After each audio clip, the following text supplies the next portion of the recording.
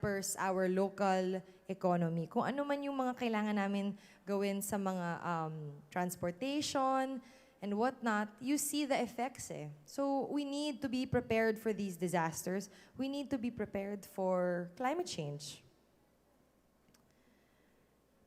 I leave you with a quote that Mahatma Gandhi is very well known for saying, "We need to be the change we wish to see in the world." Kayo po ngayon, lahat po kayo mga bata pang students. I'm only 26, so you know, we're still both in the youth. We're all still both in the youth demographic. But to be able to do this, kailangan kayo magsa-start, kayo mag-i-initiate, and kayo talaga yung gagawa. And if you don't start, who else will? Next slide. So thank you for everybody for listening to my presentation.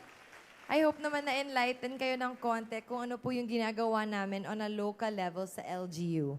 Before ko gawin yung ating question and answer para sa contest, meron po ba kayong mga tanong? Are we accepting questions? No. Later na. Okay.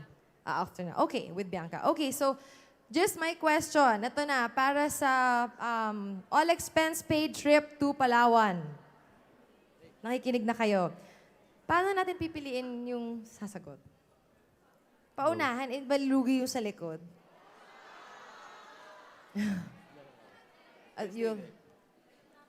Hindi ako, I'll be here. Sila. I will just ask the question.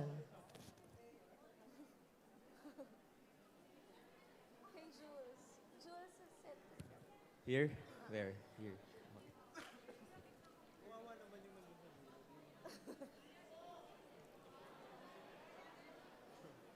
Okay, so when I ask the question, paunahan to go to Jules. Huwag niyo siyang saktan, ha? Ayaw natin ng violence. Game. Okay. Paano yan? Paano yung malalayo, lugi?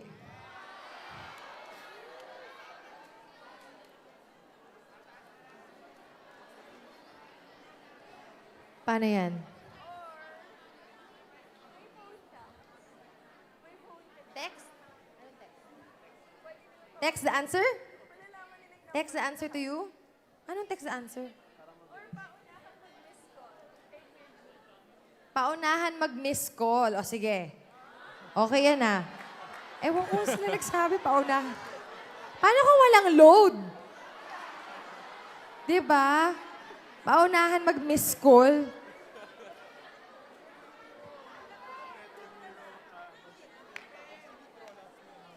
O sige, eto na lang. May Twitter ba kayo? Ayan. Kailangan may Twitter. Kung walang Twitter, I'm sorry. Okay, for those who have Twitter, ako din may Twitter, i-add nyo ako, @MayorPaiAlvarez. Add niyo po ako. Kasi kailangan yung answer, ipadala niyo sa akin, di ba? Ako yung pipili. Okay, hanapin. @MayorPaiAlvarez. Wala kayong Twitter? Ano daw? Walang Wi-Fi. Walang Wi-Fi, Secretary Celine. Wi-Fi. Ito na lang. We will get one person from this side and one person from this side. Sino yung mauna? I will ask the question when you're up on stage. Okay? So, Jules, ikaw na lang. Whoever can get to Jules, ha? I'll ask a question.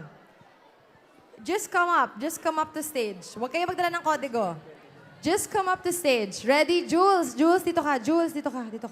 Yan, dyan ka. Okay, sinong gustong sumagot nito, ha? Lapitan niyo lang si Jules and I will ask you the question, and if it is the correct answer, you will be winning the trip to Palawan.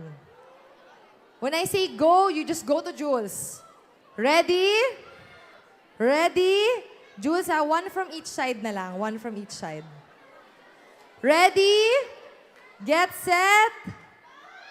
Sandali lang, nauuna kayo eh. Grabe. Kung kanina nga parang hindi kayo lively, ngayon ang gulo-gulo nyo. Ready? Jules, lipat ka. Ready, ah? Get set. Only 2 people. Teka lang, atras kayo. Atras kayo. Grabe, ang daya niyo. Atras kayo. Only 2 people. Alright, ready? Yung photographer, wag niyo sagasaan, ha? Ready? Get set. Go! Oh, yun, may Grabe kayo! Are you okay? May tinulak nyo. Ang galing ninyo. Okay, who are the 2? Okay, 3 na lang, 3. So ito, mabait ako. Kapag 3 kayo makakuha ng tama, lahat kayong 3 can go. Okay, kung tama yung sagot, kailangan tama. Kailangan tama. Standby sila. Standby. May mga standby. Wala ng tulakan, okay? Kester, can you pull up the slide later? Can you pull up the slide later now when I ask for the question so I have the right number? Okay. Ready ka na? What's your name? Evon? Evon. What school are you from? From Polytechnic University of the Philippines. Wow! All right. So my question for you is, how many hectares is San Vicente?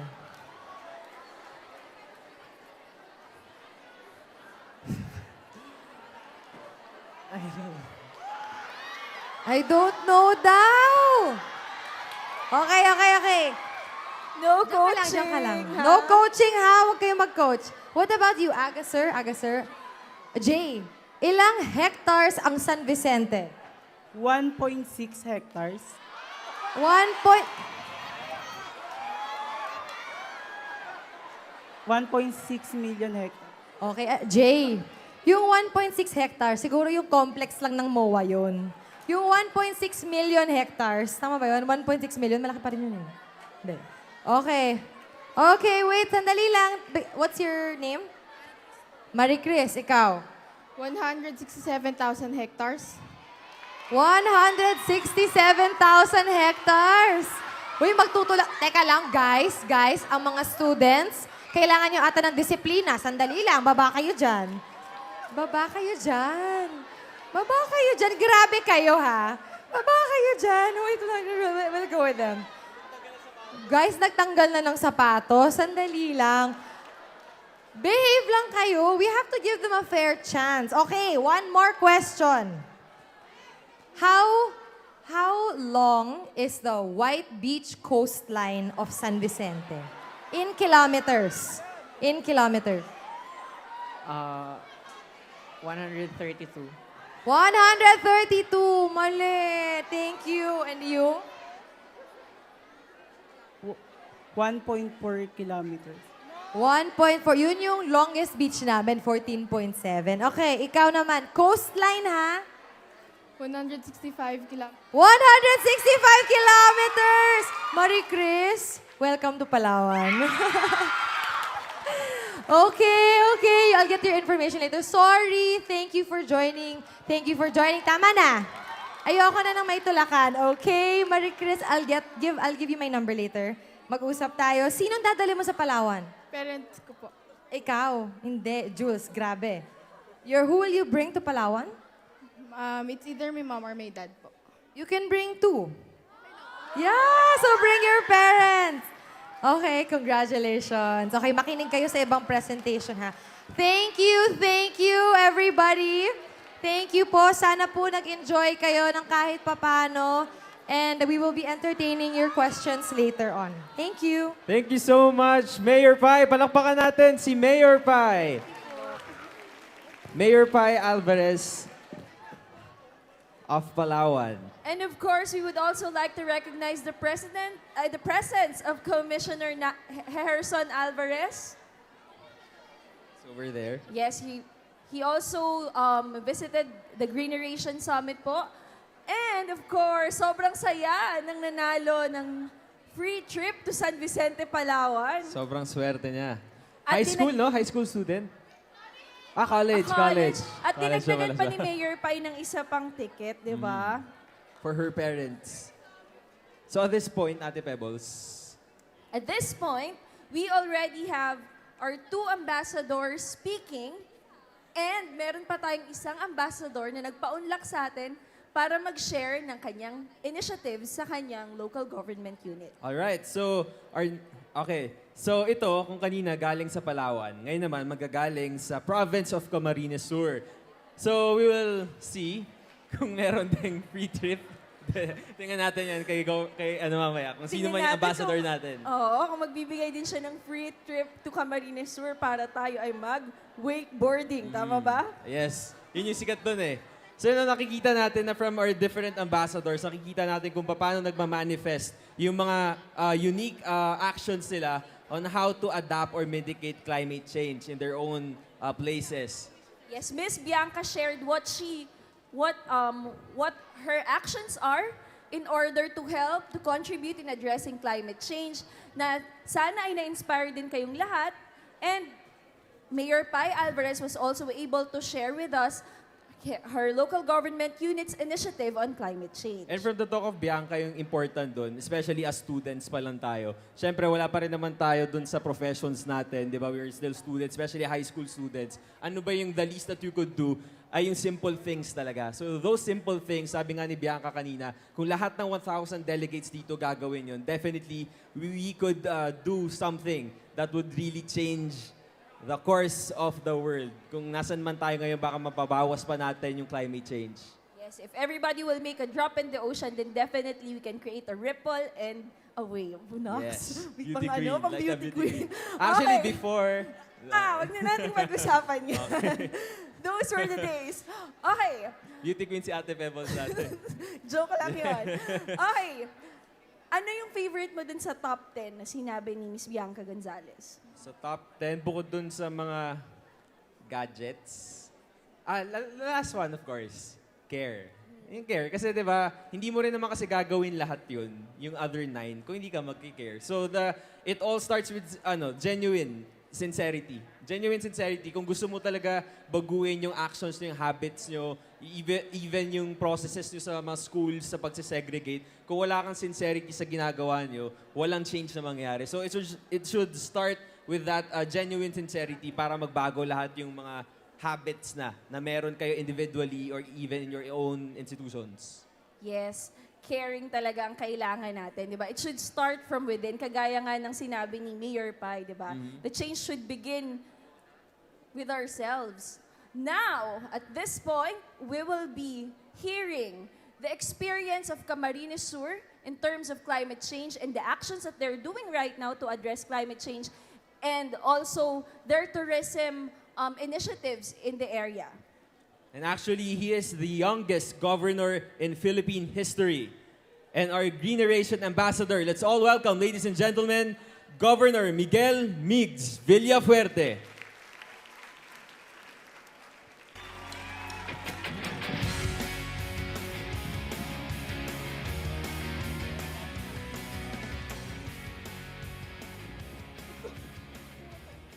Hello, magandang hapon po sa inyong lahat. Pasensya na po, kakadating ko lang po. Galing po ako, binisita ko po ang ating pambansang kamao sa Macau, tapos dumiretso po ako sa aming probinsya, tapos nagdiretso po dito sa Greeneration Summit. Salamat. Bago po ang lahat, gusto ko pong batiin ang ating mga special na bisita na nakasama po natin ngayong araw. Unang-una, ang Secretary po kan Climate Change Commission na si Secretary Lucille Sering. Kay Yusek po, nandito rin po siya.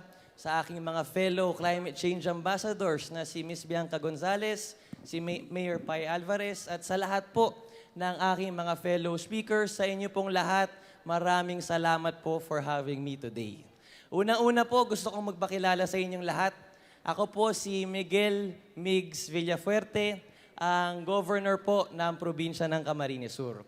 Meron ba tayo mga taga-probinsya ng Camsur dito? Maraming salamat. May regalo ko sa inyo lahat mamaya.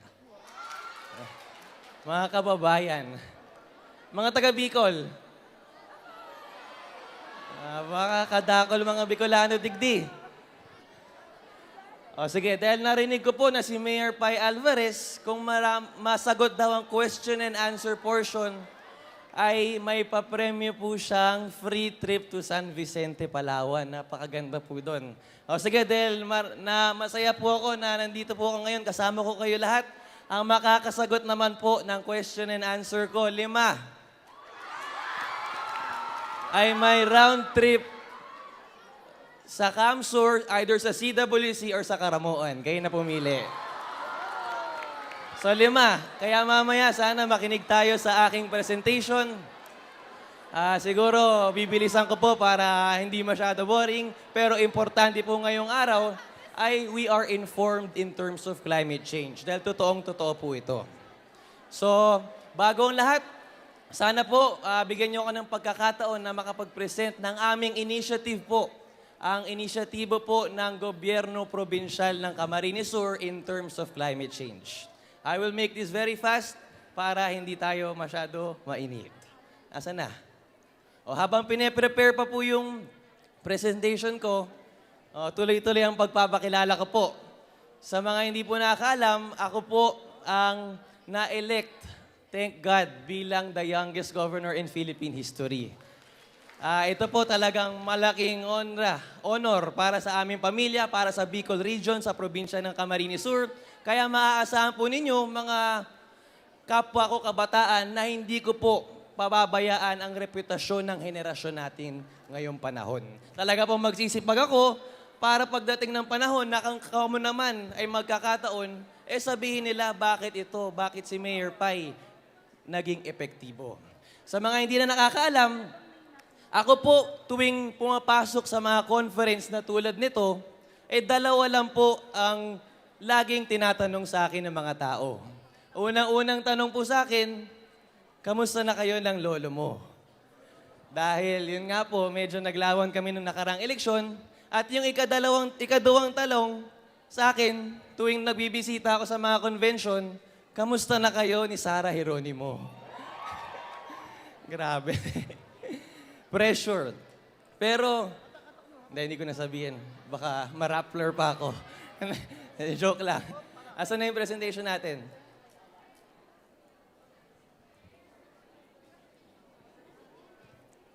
Sige, para climate change naman po. In terms of climate change, marami po nakakaalam, siguro, na grabe po talaga ang devastation sa Bagyong Yolanda. Ito po siguro, hindi natin kinaasahan ang kalakasan ng Bagyong Yolanda, pero ang Bagyong Yolanda po, her birth, and as well as others like her, were pretty much well prophesied in the past. So, kung wala po tayong gawin sa ngayong panahon in terms of forms of adaptation and mitigation, uulit po ang Bagyong Yolanda. It will be reincarnated several times over and over again, not only in the Philippines, but in all parts of the world. So kailangan po talaga, we are aware, and sabi nga ni Mayor Pai kanina, na nakaka-inspire, that change happens within us. So totoo po yan. So habang naghihintay pa rin tayo, sino ang mga taga-Bicol? Ang dami. Sige, pampagana para makinig kayo lahat sa presentation ko. Sabi ko kanina kung sino ang makakasagot ng question and answer, 5. Ngayon, gawin nating 8, round trip to Camsur. Kaya kailangan pay attention tayo. Pasensya na rin po kung medyo nahahaluan ko ng Bicol ang aking pagsasalita dahil matagal na po akong hindi nakakapunta ng Manila, matagal na akong hindi nagtatagalog, puro Bicol lang. Kaya kung may mga hindi kayo maintindihan, siguro palakpa kayo kung mag-Bicol ako. Pero madami naman mga taga-Camsur. Ano na?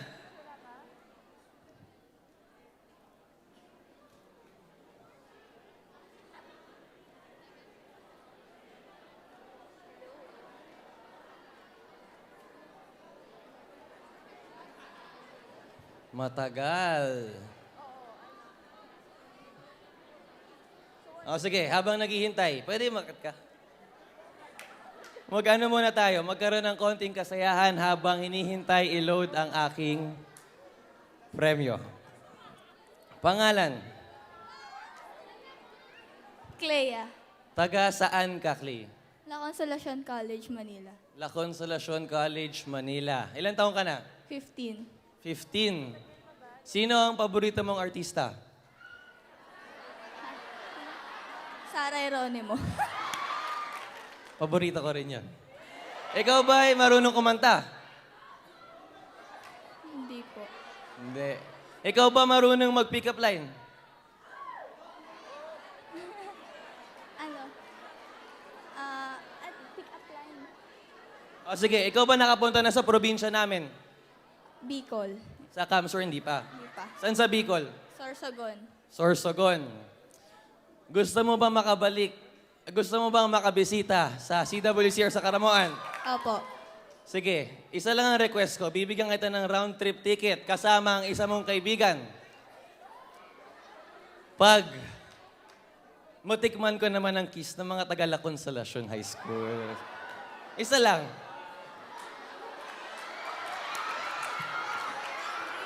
Round trip, kasama kaibigan mo. Oh, sige. Sabi, sige. Ito talaga nakaganito na.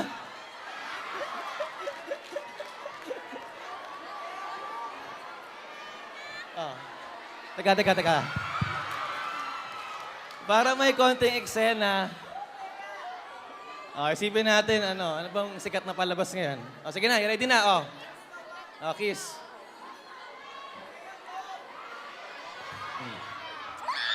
Hindi pa ako ready. Hinampas pa. O sige, ako na lang magkikiss sa'yo. Oh. Ang bango. Ako naman. Oh, sige na. Tapos may round trip ka na. Okay, ang mga kiss ng mga taga La Consolacion School. Ang kiss niya may halong laway. Hindi, biro lang. O sige, dahil naglakas loob ka, bibigyan kita ng round trip ticket to Camarines Sur with one of your friend. Oh. Juan, ilan gusto mo? 3. Grabe ka naman. O sige, pag-usapan natin. Nakita mo yung babaeng yun, nakataas yung kamay? Yan, puntahan mo siya. Siya mag-aayos ng ticket mo, kailan mo gusto pumunta, at sino mga kaibigan ang gusto mo isama. Okay, maraming salamat sa iyo. Thank you. O ngayon, seryoso na tayo. Unang-una, maraming salamat po muli for having me. Ito po ang initiative ng probinsya ng Camarines Sur in terms of global warming and climate change, ang El Verde. Next. Ang El Verde movement po, sinimulan po ng aking ama na ang dating gobernador po ng aming probinsya na si Governor El Rey Villafuerte. Noong 2011 po, noong International Year of Forests, sinimulan po niya ang El Verde movement. Ang El Verde movement po, ang objeto po ng programang ito ay maprotektahan ng environment to alleviate poverty and to provide livelihood. So sa grand opening po ng aming El Verde movement, nagpakita po ng support and commitment si President Pinoy, si Secretary Bahe at ang dating DILG Secretary na si Jessie Robredo. Next, kababayan po namin siya. Ang vision po ng El Verde, ang vision po ng El Verde, to be the greenest and most environmentally friendly province in Asia. Next, key goals, to end poverty, protect the environment, and livelihood development. Next, saan po kami nagsimula? Nagsimula po kami, hinanap po namin ang mga areas of high conservation priority and biological diversity. Next, ito po yung mga coastal forests, mga mangrove swamps, at saka mga related ecosystems. Next, sige-sige rin po ang aming pag-promote ng industrial tree plantations and mga private tree farms. Next, ito po, sinisigurado po namin na ang bawat barangay po sa aming probinsya ay may small land holdings and mga backyards like schools, community parks, etc. Next, ano po ang mga tinatanim namin sa El Verde program? Ang pinopromote po namin itanim ay mga endemic and native trees, including non-timber species like bamboos and palms of significant economic and ecological importance. Next, ito po, na-identify na po namin ang mga posibleng mga punong pwedeng itanim na i-encourage po namin itanim sa mga upland barangays, upland areas. O, hindi natin mabasa. Next. Back. Ito naman sa mga coastal and mangroves area na identify na rin po namin. Isa po dyan ay ang Bani, tsaka Nipa. O, tandaan niyo yan. Next, urban and greening roadside areas po. na research po na po namin kung anong pwede itanim po sa mga highly urbanized areas such as Metro Manila, Naga City, Iriga City. Yan po. Pili. Isang example. Next. Priority programs naman po ng El Verde program ay ang reforestation. Next. Riverbank and lakeside protection. Mangrove and beaches. Importante po ang mangrove, lalong-lalo na po sa mga storm surges. Next. Urban greening. Ito po, mga roadside tree plantation, tree parks. Sana. Next. Ang El Verde roadmap po ay mag-promote ng multi-sectoral commitment and involvement and participation. Nung ako po na ilihir bilang gobernador, sinabi ko po, pinangako ko po sa aming mga constituentes na pag ako po, ipapatuloy po natin ang El Verde program. Ang naging objeto po ng aking ama, ang dating gobernador ng probinsya ng Camarines Sur, ay makapagpatanim ng 12 million trees by 2012. Nung ako naman po na bigyan ng pagkakataon na maging gobernador, sinabi ko po, pinangako ko po na ang vision, bagong vision ng El Verde program ay makapagpatanim 40 million trees by 2020. Next. Ito po, ano po ang El Verde program? Food for Tree. Sa bawat puno po na itatanim sa probinsya ng Camarines Sur, pumunta po kayo sa Kapitolyo po namin, magbibigay po kami ng mga seedling, libre. Kasi itanim po nyo yan, 3 pesos kada punong itatanim at aalagaan. So ito po, Food for Tree, ang gusto po kasi ng mga iba namin mga tao sa probinsya po namin, imbis na 3 pesos per tree, gusto nila bigas. So naging Food for Tree. Ang current beneficiaries po ng Food for Tree program ng El Verde ay halos 13,000 families na po at 2,366 families in nursery operations. Next. Plant a Tree Study for Free. Isa pa po itong kasali sa El Verde Movement. Ang bawat estudyante po sa probinsya ng Camarines Sur, kung makapagpatanim ng mga puno, meron po kaming guidelines, ay bibigyan po namin sila ng scholarship in both public and private universities and college. Ito po, from 50% scholar to full scholar. So ang scholar po namin ngayon sa probinsya ng Camarines Sur, nakasama po sa El Verde Movement ay 4,000 college students na po. Sigurado po madadagdagan pa po yan. Next. Back Tree School. Ito naman po, bukas sa lahat ng mga organisasyon, mga kumpanya, na kung gusto po niyo makatulong sa mga taga-probinsya ng Camarines Sur, talaga mga indigent, out-of-school youth sa probinsya po namin, ay bukas po ang aming pinto. Sa bawat 2,500 trees po na mapagpatanim na mga organisasyon o mga kumpanya, ay bibigyan po namin at magsusuporta po ang probinsya ng Camarines Sur ng 10 indigent scholars. So malaking tulong po ito, lalong-lalo na po sa kabataan. Next. Sinisigurado ko rin po na ang mga mayors, ang mga municipalities at mga syudad sa aming probinsya ay mag-participate din po. Dahil kung magtutulungan ang probinsya, ang munisipyo, ang syudad, ang barangay, mas marami pong tulong ang makukuha ng aming mga kababayan. So halimbawa po, ang best barangay o private NGOs sa aming probinsya, best in reforestation, makakatanggap po ng 75,000. Sa riverbank, lakeside production, mangrove and beach forest, urban greening. So mamimili po kami kada taon kung sino ang mga best barangay, best municipality, tas may mga financial incentives. Next. Ito po, latest addition po namin, the launch of the Nutri-Green program. Sa tulong po ng DepEd, na-realize po namin ang programang ito. Next. Kasali po dito sa programang ito ang free feeding and deworming for 72 days. Ito po, alam ko po sa mga probinsya na ang mga lote po na mga high school, elementary school at college ay marami pong mga idle land, lalong-lalo na po sa mga upland barangays. Ang gusto po namin mangyari dito ay magtanim po sila kahit 1 hektarya lang po ng lupa ng mga puno, galing po sa amin ng mga seedling, mag-develop po sila ng mga forest park sa kanilang mga paaralan ay magbibigay po ng incentive ang provincial government of the province of Camarines Sur. Magbibigay po kami ng free feeding and deworming para po sa lahat ng estudyante sa mga eskwelahan na may forest park for 72 days. Next. Basura, gamit at iba pa. Ito rin po, kasali po sa El Verde program. Ang bawat estudyante po na mag-recycle, magbigay po sa amin ng plastic bottles, paper bags, ay bibigyan po namin sila ng mga libreng pencil, libreng notebook, libreng libro at iba pa.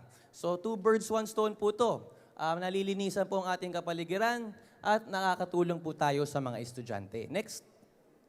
School tree parks. Ito po yung sinabi ko. Ang goal po namin, vision po namin sa Camarines Sur ay magkaroon ng isang forest park per school. Almost 800,000 po ang paaralan sa probinsya po namin. 2 million po ang population. So sa tingin ko naman po, pag magtulungan ng lahat, kayang-kaya po namin mas achieve ito. Next. Ito po ang mga partner ng El Verde Movement ngayong panahon. Next. Highlights. Yan po ang aking ama. Nung siya po ang gobernador, naka-break po sila ng mga Guinness Book of World Record. Ang una pong record na na-break po nila ay planting 64 trees in just 15 minutes in the municipality of Siruma. Ang tinalo po namin ay ang India, 52,000 trees. Ang natanim nila, kami 64,000. So, binisita po kami ng Guinness Book of World Record, binigyan po ng plaque of appreciation ng aking ama. Next. Ito po, provincial ordinance na ginawa po namin. We declared on February 23, 2011 ay maging Camsur El Verde Day. Ang nangyayari po dito ay massive tree planting po sa araw na ito. Walang pasok po ang mga bata. Nagtatanim po sila araw-araw para naman po maalala po nila ang vision ng El Verde Movement. Next. So ito po, sige-sige po ang aming pagpatanim noong April 22 po. During the Earth Day, nagpatanim po kami 300,000 trees in just one day sa marami pong mga munisipyo sa aming probinsya. Next. 2011 po, yung El Verde Movement po, nilaunch po namin ang Sagip Ilog Project. Ito po, nagtanim po kami 1.7 million trees along the watershed areas of the Bicol River. Napakaganda po ng Bicol River, 86 barangays po ang dinadaanan niya across the whole province of Camsur. So marami po talagang maraming potential ang Bicol River, lalong-lalo na po paglinisin at pagandahin pa po natin. Next. December 2011, naghanda na naman po kami ng massive tree planting. Ang pagpapahanda po ng massive tree planting ay hindi po basta-basta. Kailangan mo po i-organize ang mga estudyante, mga NGO, mga organisasyon, ang PNP, ang Army. So, nung December kami nagplano, February po, during the first year anniversary of the El Verde Movement, ay nakapagpatanim po kami ng another 250,000 trees. Total na po noon, nung February 2012, ay 5.3 trees. Okay, next. Isa pa pong Guinness Book of World Record na nireceive po ng aking ama, ng dating gobernador na si Gov. El Rey, ay the most number of mangrove pinakamarami pong mangroves na tanim in 15 minutes. Ang natanim po namin sa isang oras. Ang natanim po namin sa Barangay San Rafael, Ragay ay 1 million mangroves. So napakadami po. So kayang-kaya basta mag-organize. Next. April 22, Earth Day, nagtanim pa po kami 600,000 trees in one day. June 2012, nag-celebrate po kami ng Environment Month. Nakapagpatanim po muli kami, 1.5 million trees. So siguro medyo nakikita natin parang ang dali naman makapagpatanim ng mga puno. Hindi po, it requires massive planning and massive people. So talaga po kami, maaasahan po ninyo na sa Provincial Government of Camarines Sur, grabe po ang support ng LGU, ng gobyerno probinsyal, kaya po namin na-achieve ang mga ganitong accomplishment. Next. So ito po ang mga mapa kung nasaan ang mga nakatanim na puno. Soon po sa Camsur website, magkakaroon na po kami ng geotagging. Yan po yung kunwari sa Facebook. magpo-post ka ng picture, itatag mo kung nasan ka, nasa SMX, lalabas. Ito po, ang plano po namin dito in the future, magkaroon ng geotagging ang bawat puno. Ang bawat puno ay may sariling tag. At doon pwede mo pong hanapin sa Google Map. Next. So ngayon po, as of December 31, sa term pa po ito ng aking ama, ang napagpatanim po niya ay 12 million trees. So talaga pong na-realize ang kanyang vision. Okay, next. In terms of tree planting, ito po establishment of marine protected areas and fish sanctuaries, lalong-lalo na po sa mga coastal municipalities sa aming pong probinsya. Ang coastal municipalities po sa probinsya ng Camarines Sur ay halos 30 to 40%. So marami po talaga mga barangay na kailangan ng tulong. Next. Nag-establish po kami ng marine protected areas and fish sanctuaries. Yan po ang mga lugar, number of barangays at number of hectares. Next. Nag-establish din po kami ng Ocean Nursery in Caramoan. 300 giant clam, 200 giant clam, napakalaking tulong para po sa mga taga-Caramoan. Next. Nag-establish kami ng reseeding and restocking ng abalone. Ito po, very high in demand, lalong-lalo na po sa Metro Manila at sa ibang bansa, sa China. We are restocking and reseeding. So, malaking tulong po in terms of livelihood sa mga taga-Caramoan. Next. Mangrove rehabilitation. Importante po ang mangrove, lalong-lalo na po sa mga coastal barangay. Bakit po? Ito, mangroves acts as a natural seawall. So pag magkaroon po tayo ng mga tsunami, mga storm surges, ang mangrove po ang magiging first line of defense ng ating mga coastal barangays. Next. Resource-based livelihood naman po, nagkaroon kami ng aquaculture, mud crab fattening. Next. Balloon cage grow-out culture. Next.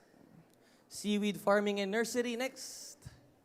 Ayan po, ito malaking honor po ito para sa aming probinsya. Noong January 2013 po, nasama po kami ang El Verde Movement sa climate change adaptation. Best practices in the Philippines, kasama po ang El Verde Movement. Next.